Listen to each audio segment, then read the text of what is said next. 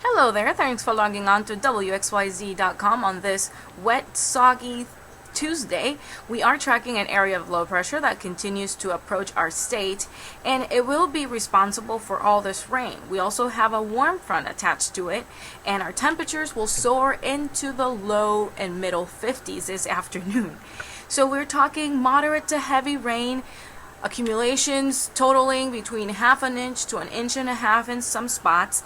By the evening commute, we're still talking rain chances, but not as intense as this midday hour, and the rain will continue at least to taper off through the evening hours.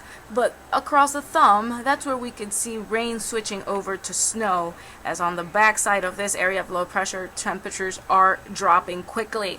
So our Wednesday looks mostly cloudy with a chance for flurries. Today, enjoy the warm weather, 52. That will happen around 5 p.m. That will be near record warmth. Previous records set back over a century ago and was 53 degrees. By tonight, we're talking 31. Light showers, some spots rain, switching over to snow, and it will turn breezy and windy also, as gusts close to 30 miles per hour. By Wednesday, 33 degrees, so a 20-degree drop in less than 24 hours. By Thursday, we're talking snow chances, 25. More snow on Friday. Accumulations from Thursday through Saturday, we're talking half an inch in some spots. And by Sunday, we're talking more rain and a high at 44.